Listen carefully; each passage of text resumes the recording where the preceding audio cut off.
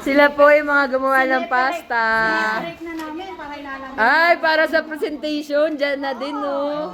Oh, ang supportive ng mga mamis. Kaya yung mga nanalo dyan, baka naman. Ito na, ang team na... Beke naman. Ang team na humamon. Uy, nauna ba kesa sa bawang? Nilutuin. Hindi, ba't nasusunog agad? Parang tatapalin ako. Ay, mahina na apoy mo. Nakakasunod ka na ganyan. Oh, ganun pala yun. Hindi ako sanay sa non-stick. Uy, nagre-reklamo. Reklamador yung chef. Bawal lumawak. Oo nga, bawal ka umawak. Disqualified, 5 points, minus 5. Wala na ba yung ano? Ninang Sen? Bakit walang mantika? Hindi pala yung nilalagay ng mantika. Paano yung maluluto? Ano yung nakamantika ang bacon? Pinahiran nila ng Hindi naman non-stick yung kawain yun eh. Hindi, yung bacon niya may sariling mantika yan.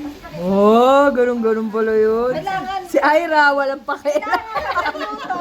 Iisipin din yung health ng kakain. Yeah. Pero di ba dapat kung non-stick? Sa bagay, ayaw naman nating madisgrasya yung mga aso. Di ba? Aso? Ginawa na yung mga aso. Hindi, mantika na siya, oh. May mantika Baka daw na hindi kayang kainin ng tao. Sabi ko sa'yo, wag na, hindi na kailangan. Mag-haluin. Halu-haluin lang. Pag hindi na gustuhan. Naku, matutuwa si Yuri niyan, Ira. Erika, yung kalat niyo dito. Yung kalat niyo dito, Kag. O, ano na, pwede na kayo magsimula sa mga gusto nyong gawin. Pwede na kayo gumawa ng sandwich. Wala na kayo. Patitik kasi mas masarap tikman ng bread pag mainit. Wow. Ay, ganun pala silang ano.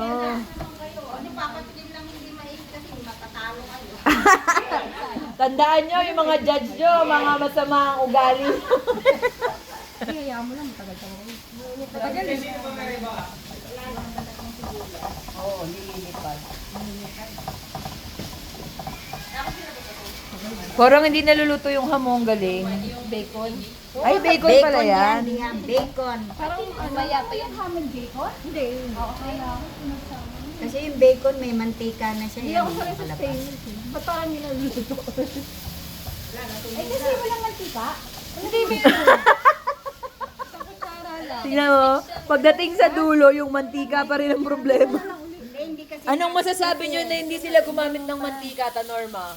hindi non-stick yung lalagyan, hindi non-stick. Kaya kailangan may konting mantika. Pangit lasa. Grabe lang, yun lang yung ginamit nyo eh. Si Magis walang nagawa. Hindi ako sanay sa non-stick. Ay, hindi non-stick. Naku. Kahit aso, hindi kakainin yun. Luluin mo na lang. Hala, nasunog! Oh my God! Natutuwa yung kalaban nyo. Uy, sunod daw yung luto nila. Hala, sinabutay na tayo! Nino, kayo lang sumabutay sa sarili nyo eh. Kayo lang nandyan eh. Mas ano naman to eh, nasusunod na yun eh. Lulutuin. Ang plano kasi talaga nila, palutungin yung bacon. Gagawing sizzling bacon. Sige, Ira, paglaruan mo. Wag, wag ganyan-ganyan ah. Tapos natapon eh. Magis, ano ba naman yan? Nag-meeting-meeting pa kayo sa baba. Nagbulong-bulungan pa kayo. Ako sanay sa ano, sa stainless. Matutulog kasi kulang mantika. Wala na ba itong non-stick? Baka pwede yung mora.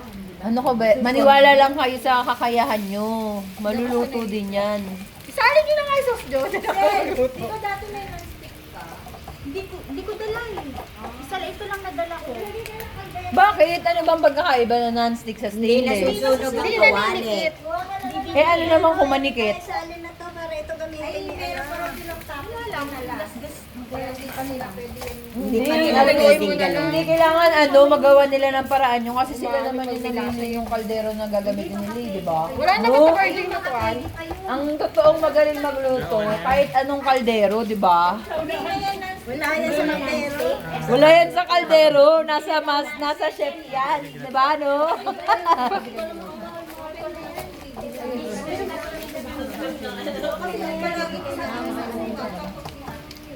Huwag kayong mawala ng pag-asa. Ang mahalaga, may kaldero kayo. Di ba, ano ta, birds? Oo. Nasa discard din Kasama ka na lang doon. Kung hindi nasa baba. Ang totoong wais na nanay, kahit walang kaldero, makakaluto. No, the birds, di ba? Parang ticket pa lang ang tagal na. Oo nga. Ay, Huwag kayong mawawala ng pag-asa. pinili yung kawali. Maganda. Oh. Kaya mag-ticket. Di ba kayo unang namili ng kawali? Sabi ni Tamer Ginalstick. Ala ko non-stick yun. It's a prank! Ay, ate, nakalimutan yung mic. Ano ba yan, Magis? Nakalimutan. Wala. Hindi na, ano. Makukuha na lang kaya na yan. Ganun-ganun. Si Magis wala sa focus. Magis, kayang-kaya mo yan. O, diba? O yan, pag natapon niya. Dapat lagyan mo kasi alak. Di ba ganun yun? Para maapoy. Johan. Ayan, malapit lang tiwala lang. Natatawa nga si Johan. Ginaganon niya, hindi naman tumatalsik. Kasi nanikit. Bakit nanikit? Kasi stainless. Hindi nanay. Uy, ano ba yan, Team B? Ang dami nyo ng, ano dyan, assistant. Pag natulog si Ira, ikaw na magluluto ng carbonara sa inyo. Mama, doon ka po Okay lang, Norma.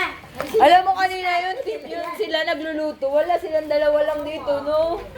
Ano ba yan? Ano, tandaan nyo na. Sige, yaman ako. Haluluin mo na lang. O, nagbabakot talaga. Hindi, masarap yung medyo may Sabi ni Ate Sel, buti na lang talaga medtech si Ira. Pag natutunan na yan, ito yun lang sa'yo, magluluto na sa inyo ng carbonara.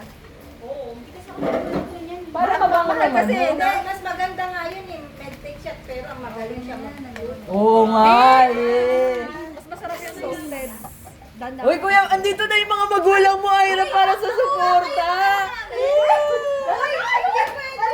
Hoy! Nagkakanakawan po ng ingredients.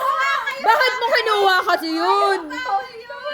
Bakit kinuha wala dito sa baba? Ay, no, kinuha. Tignan mo, Ate Sel, pinag-awayan pa yung binigay mo sa red. Tinigil mo lang din naman yan. Ay, grabe ka kay Ira, ha? Ira, oh, grabe, no? Grabe ka kayo at kinukuha mo lang ingredients. Grabe ka kayo. Dapat kasi, tinakpan nyo ng ham. Ginanon nyo ng ham mo. Grabe ka, ha? Tinawaan mo ng kalawat si Ira. Grabe ka, eh. Ano na, isang oras na. Ano pa lang yan, bacon? Apakatagal po ng bacon. Asa na yun, mga tinapay? Mamaya pa, wala pa. Di mamaya pa kaya.